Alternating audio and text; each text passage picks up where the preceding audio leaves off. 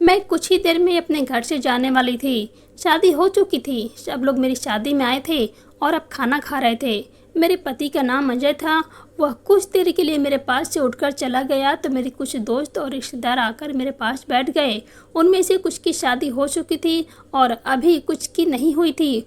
उन्होंने अजीब अजीब बातें करनी शुरू कर दी तो मैं हैरान हो गई थी। आज तक मुझसे ऐसी भी कोई बात नहीं की और अब कैसे खुलकर बातें कर रहे थे। उन्होंने कहा कि अब तो तेरी शादी भी हो गई है और हमने पहले तुझे इसीलिए कोई बात नहीं की कि कहीं तू डर ना जाए। मैंने कहा कि मैं तो अभी भी डर रही हूँ। तो कहने लगे कि अरे डरने की क्या ज़रूरत है, बस यह याद रखना कि आज की रात बड़ी ही ज़रूरी है। जो आज जीत जाएगा सारी ज़िंदगी उसी का हुक्म चलेगा। मैं कह दिया कि मुझे हुक्म नहीं चलाना, मैं तो बस हाँ में हाँ सुन लूँगी। जब पति इतना सुंदर हो और इंसान का हुक्म सुन लेता है, नहीं चलाता है, तो वह कहने लगे कि ज़्यादा अच्छी बनने की ज़रूरत नहीं है, नहीं तो बाद में हमें ही आकर कहेगी कि अब मैं क्या करूं। मेरी एक दोस्त थी लेकिन मन ही मन में वह मुझसे बहुत ज़्यादा नफरत करती थी। मैंने उसे शादी में इसीलिए बुलाया था ताकि वह शादी में आकर देख सके मैं कितनी खुश हूँ।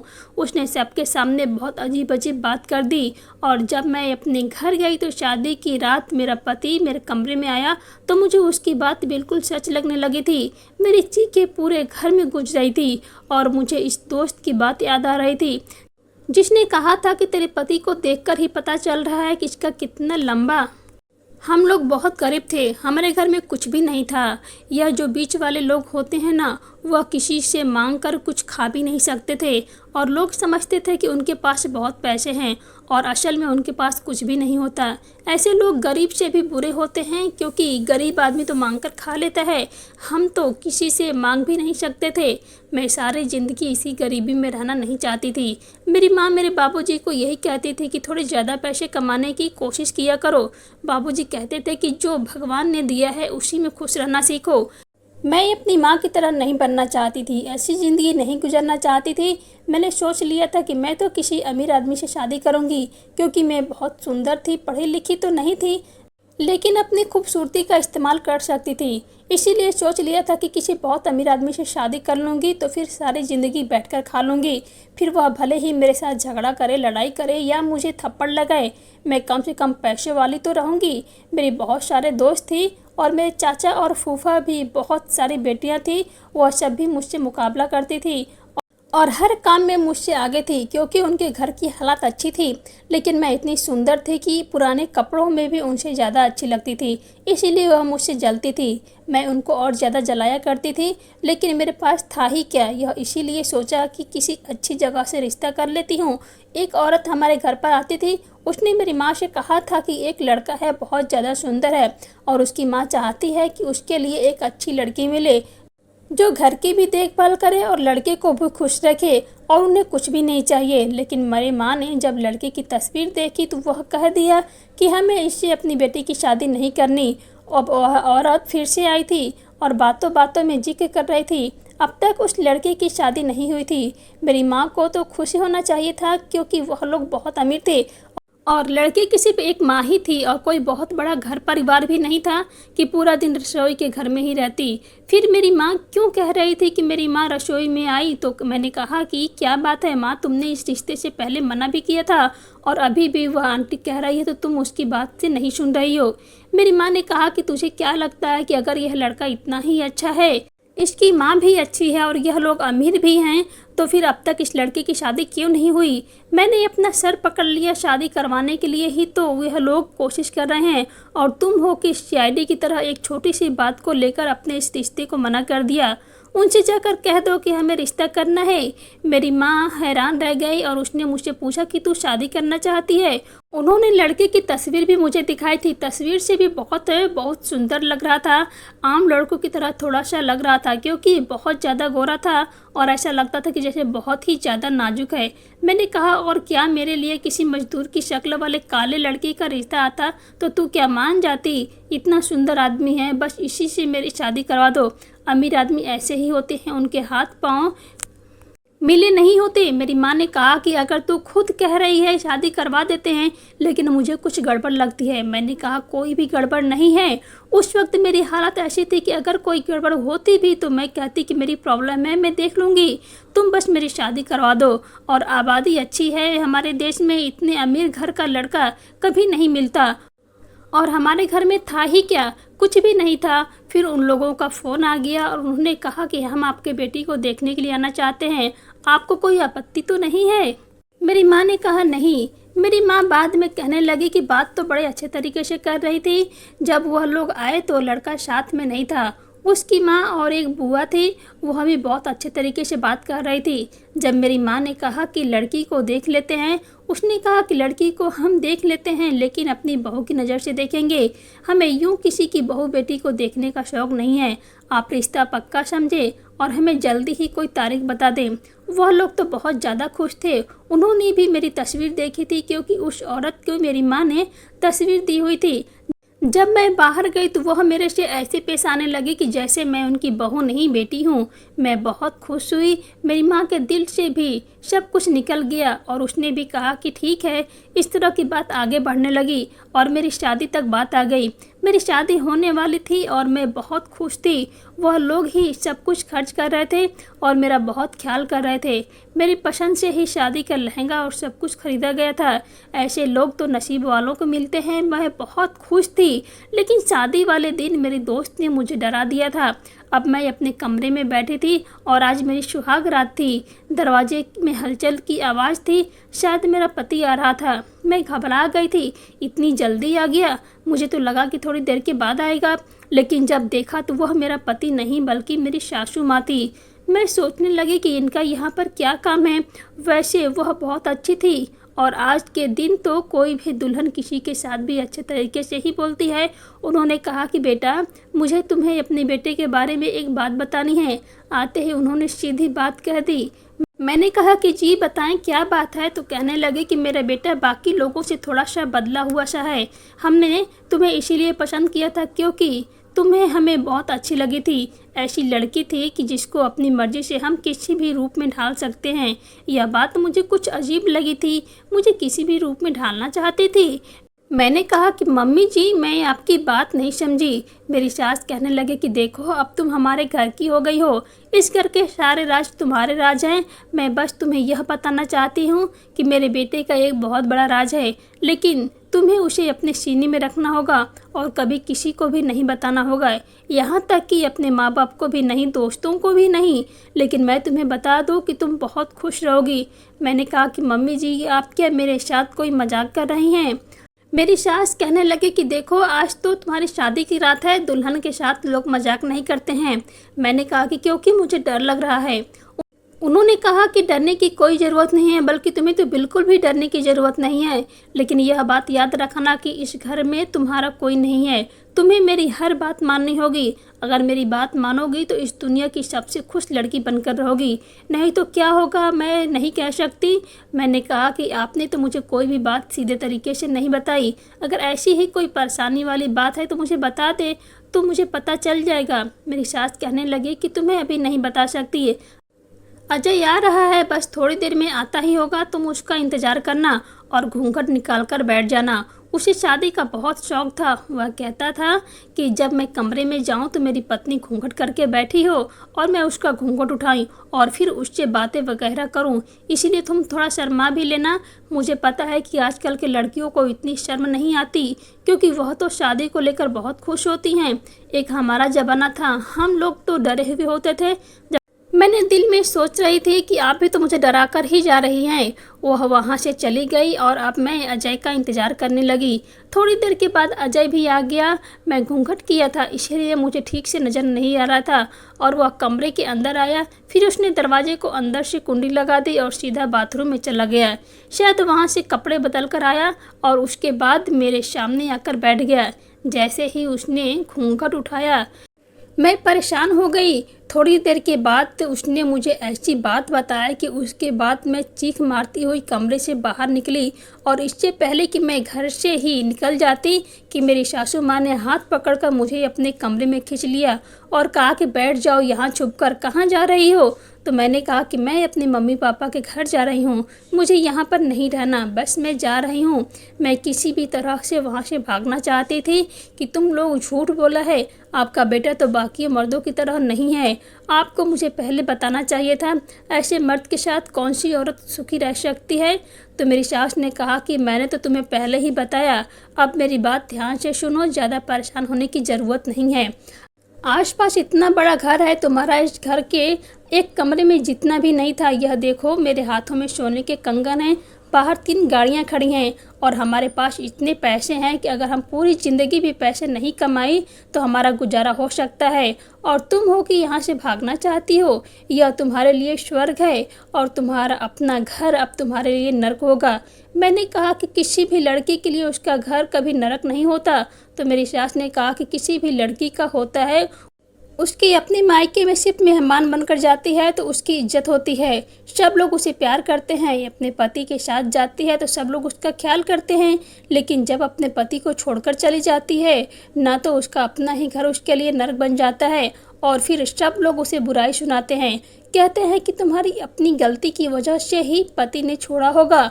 और फिर सोचो तो सही, अभी तो तुम्हारी शादी को 4 घंटे भी नहीं हुए, अगर तुम इस तरह से वापस जाओगी तो तुम्हारे मम्मी पापा के दिल में क्या गुजरेगी। तुम्हारे पापा तो बीमार भी रहते हैं, तो तुम क्यों उन्हें परेशान करना चाहती हो। मैंने कहा बैठ ही तो नहीं सकती, आपने धोखा दिया मुझे, मैं तो पुलिस में जाऊंगी। पर मेरी सासू माँ को बिल्कुल भी गुस्सा नहीं आ रहा था। उसने कहा कि तुम फिक्र मत करो, सब कुछ ठीक हो जाएगा, और उसने मुझे पानी पिलाया। मुझे नहीं पता था कि पानी में नींद की दवा थी या नहीं थी, क्योंकि कितनी परेशानी में किसी को नींद कैसे आ सकती थी। लेकिन जब मेरी आँख खुली तो मैं अपने कमरे में थी और मेरा पति मेरे पास बैठा था। मैं डर कर उठ गई। मैंने पूछा कि कौन उठाकर लाया है मुझे यहाँ। तो कहने लगा कि इस घर में तुम्हें मेरे अलावा कोई हाथ भी नहीं लगा सकता, उठाना तो दूर की बात है, जाहिर है मैं ही उठाकर लाया हूँ अपनी जान को। मैंने कहा कि मुझे मेरी जान मत कहो, तुमने झूठ बोला है मुझे और तुम्हारी माँ ने धोखा दिया है। अजय कहने लगा कि कोई झूठ नहीं बोला, तुम्हें तो पहले ही समझ जाना चाहिए था, लेकिन मेरी मम्मी ने तुमसे बात कर लिया ना, अब जल्दी से तैयार हो जाओ, आज हमारे मुंह दिखाई की रस्म है। मैंने कहा कि मैं कोई भी रस्म नहीं करूंगी। तो उसने मेरा बाजू पकड़कर जोर से दबाया और कहा कि मुझे वह मत समझना जो तुम समझ रही हो, तो हाल वह करूंगा कि मुंह दिखाई की रस्म अस्पताल में ही होगी। मुझे वाकई उसे डर लग रहा था। मैं हैरान रह गई थी कि किसी को कुछ बात नहीं कर सकती थी। मेरे माँ बाप आए लेकिन मैं कुछ भी नहीं बोल पाई। मुंह दिखाई की रस्म भी हो गई और यह दिन भी गुजर गया, लेकिन मैं रात को अपने कमरे में नहीं जा रही थी। मैं क्यों जाती पता नहीं, वहाँ पर मेरे साथ क्या होता। मैं जाना ही नहीं चाहती थी और बाहर ही बैठी थी। जब मेरी सास मेरे पास आई और बोले कि मेरे साथ मेरे कमरे में चलो, मैं तुम्हें बताती हूँ, बहुत ज़रूरी बात करनी है। क्या तुम सारी रात यहीं पर बैठी रहोगी? ऐसा तो नहीं हो सकता ना कि आओ मेरे साथ, ऐसी बातें मत करो जिनके लिए बाद में तुम्हें पछताना पड़े। मैं उनके कमरे में गई तो सामने का माहौल देखकर हैरान रह गई। यह चीज़ पहले तो उनके कमरे में नहीं थी। टेबल के ऊपर सोने से पता नहीं कितने खजाने पड़े हुए थे, बहुत सारे पैसे थे, 2 आईफोन पड़े थे और एक फ़ाइल पड़ी थी। फाइल देखकर तो लग रहा था कि जैसे ज़मीन जायदाद के कागज होंगे।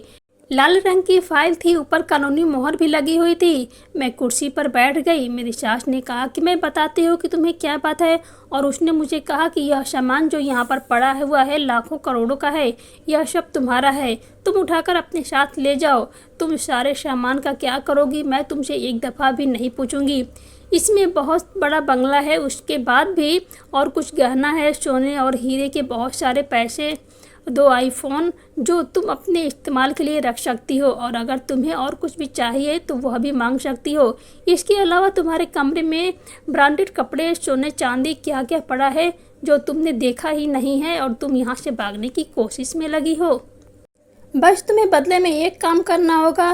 मैंने इन सभी चीज़ों की कभी सपना भी नहीं देखा था, लेकिन आज यह सारी चीज़ मेरे सामने पड़ी थी। लेकिन यह मामला इतना ज़्यादा सीधा नहीं था। बात इतनी बड़ी थी कि यह सब कुछ अपनी आंखों के सामने देखते ही मैंने सवाल किया कि मुझे क्या करना होगा, जबकि मैं जितना इन चीज़ों के लिए तरस रही थी मुझे तो सवाल भी नहीं करना चाहिए था, पर फिर भी मैंने सवाल किया क्योंकि मेरी ज़िंदगी का सवाल था। उसने कहा कि बस तुम्हें मेरे बेटे को खुश रखना होगा, सिर्फ इतना ही नहीं, जहाँ कहोगी वहाँ तुम्हें ले जाएंगे। दुनिया के जिस कोने में हनीमून मनाने के लिए जाना चाहोगी मैं तुम्हें भेज दूँगी, और इसके अलावा भी तुम्हें बहुत कुछ मिलता रहेगा। यह तो एक दफ़ा देकर फायरिंग नहीं कर रही, जो मांगोगी मिलेगा। बस मेरे बेटे को खुश रखना और उसकी ज़िंदगी से नहीं जाना, और यह बात किसी को मत बताना उस कमरे में क्या होता है और क्या नहीं होता। मैंने कहा कि मुझे तो सोचने के लिए समय चाहिए, तो मेरी सास ने कहा कि नहीं, समय नहीं है, अभी सोच कर बताना होगा। मैं सोच में पड़ गई। हमारे घर में तो कभी पनीर तक नहीं बनता था और यहाँ पर तो मुझे सोने का निवाला मिल रहा है। मुझे सोचना भी नहीं चाहिए था, बस मैं इतना ही सोचा कि दुख तकलीफ सहन कर लूँगी, लेकिन यह पैसे हाथ से जाने नहीं दूँगी। उनको कह दिया कि जो कहेंगी वही होगा, और दिल में सोच लिया कि इतनी ज़्यादा फरमाइश है करूँगी कि आप हैरान रह जाएंगी। उसने कहा कि यह सारा सामान उठाकर अपने कमरे में ले जाओ। मैंने देखा तो वह सामान में गाड़ी की चाबी भी पड़ी थी। मैंने कहा कौन सी गाड़ी है, तो मेरी मम्मी जी ने जब बताया कि रेंज रोवर है तो मैं हैरान रह गई। मैंने तो वह सामान उठाया और अपने कमरे में लेकर गई, लेकिन सामने ही मेरा पति बैठा था और मुझे अजीब नज़रों से देख रहा था। उसने कहा कि होगी तुम्हारी परेशानी ख़त्म, ऐसे बोल रहा था कि जैसे कि छोटी सी बात है, जैसे कि मैंने कहा हो कि मुझे घर के काम नहीं करने और मम्मी जी ने नौकरानी रखी हो। मैंने कहा कि हाँ, तकरीबन हो ही गया। तो उसने कहा कि फिर आ जाओ मेरे पास, और अब नखरे करने की ज़रूरत नहीं है। लेकिन एक हफ्ते के बाद फिर से मेरी वही हालत हो गई। मैं इस रिश्ते से अब घर से भागना चाहती थी।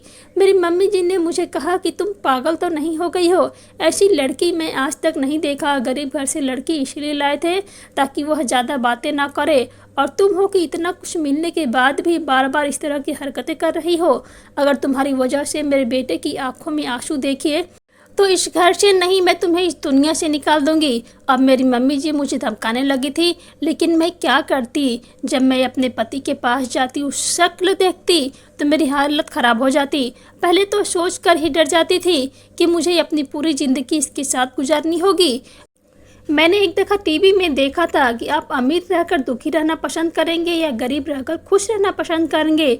मेरी माँ पास में बैठी थी और उसने कहा था कि गरीब रह के खुश रहना पसंद करूँगी। मैंने कहा कि क्या था कि आप मम्मी, आप भी ना गरीब होगी तो फिर खुशी कैसे होगी। तो मेरी माँ ने कहा क्योंकि जो गरीब होता है उसके खोने के लिए कुछ भी नहीं होता, या जो अमीर लोग होते हैं ना उनके पास सिर्फ पैसे होते हैं और बड़े बड़े घरों में रहते हैं और बड़े बड़े आंसू बहाते रहते हैं, क्योंकि वह सारा समय पैसे कमाने में ही गुजार देते हैं और उसके पास परिवार को देने के लिए पैसे तो होते हैं लेकिन समय नहीं होता है। और वह एक बात मेरी याद रखना, यह जो इंसान पैसे की लालच में होती है उसकी उम्र बड़ी ही कम होती है।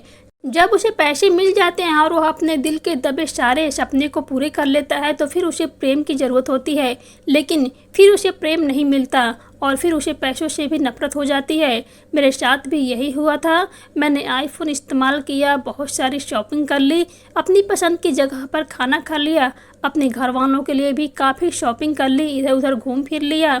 इतनी शॉपिंग की थी कि सामान रखने की जगह नहीं थी, लेकिन अब मेरे दिल में और कोई भी शौक़ नहीं था। सपना यह था कि मैं अपने पति के साथ एक अच्छी ज़िंदगी गुजार सकूं, लेकिन अजय के साथ मेरी ज़िंदगी कभी भी अच्छी होने वाली नहीं थी। इसीलिए मैं बार बार परेशान हो रही थी और इस रिश्ते से निकलना चाहती थी।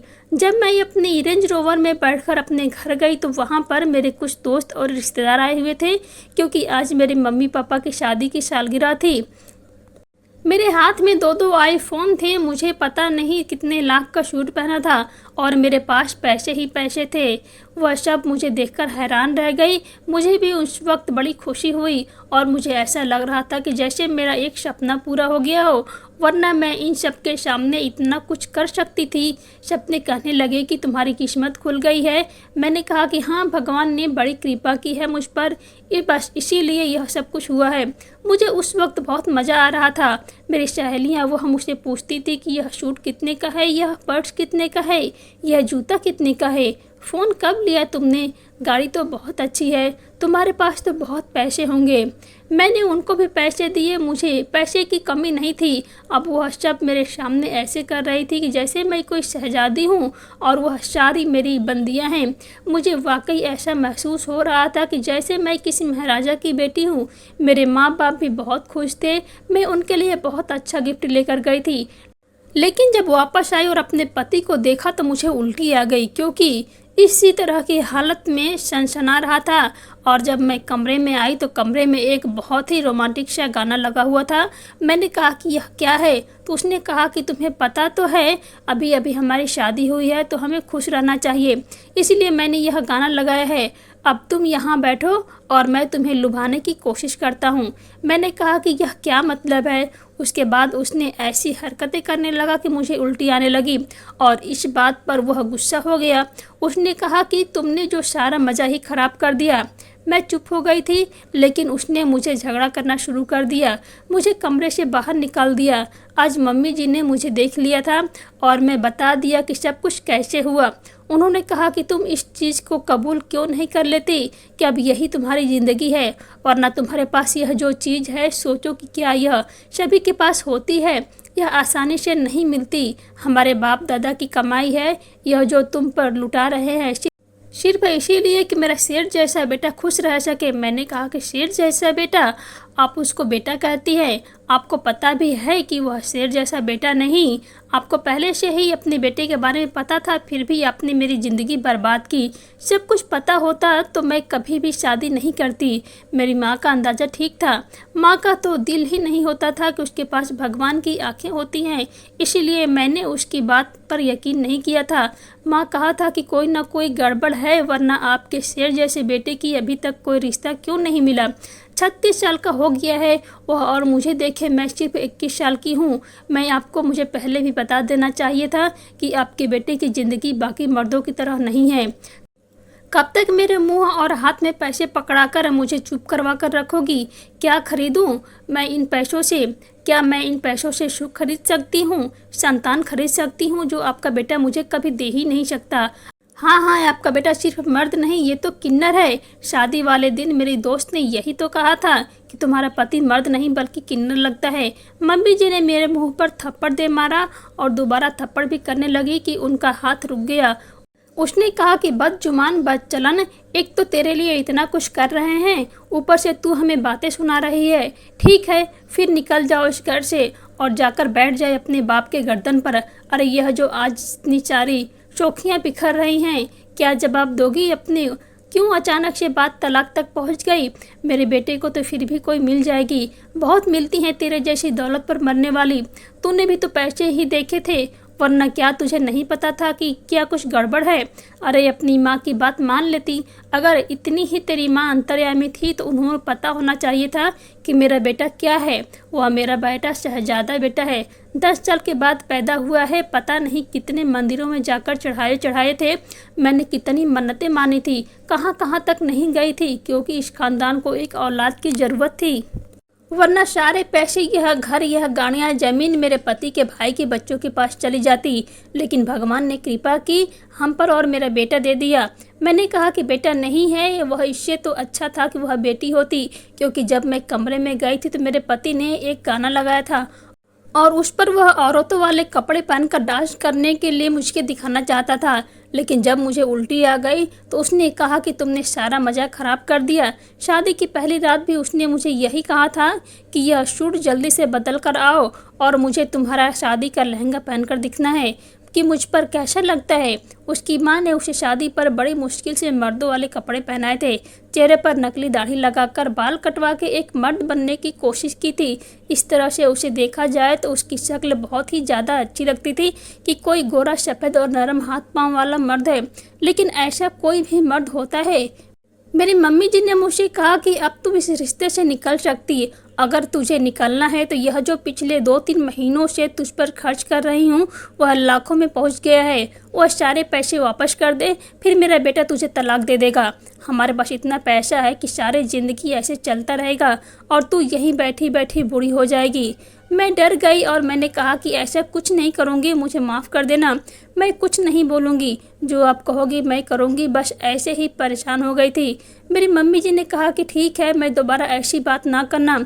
अरे मैं समझ सकती हूँ कि इंसान घबरा जाता है, लेकिन एक बार आसपास तो देख, अरे तू महल की रानी है, तू तो मेरी बेटी है। मुझे बेटी की ज़रूरत थी, लेकिन मैं हमेशा ही एक बेटी ही मांगी थी, पर मेरी बेटी से काम नहीं चलता, इसीलिए भगवान से बेटा मांगा था। अजय भी इतना भी बुरा नहीं है, अगर तू उसके साथ अच्छी सी बात मानकर रहोगी तो वह तुझे बहुत खुश रखेगा। अब मैं अजय के साथ अच्छी तरह से ही बातें करती थी। कभी वह कहता कि मेकअप करो तो मैं भी उसके साथ मेकअप करने में लग जाती।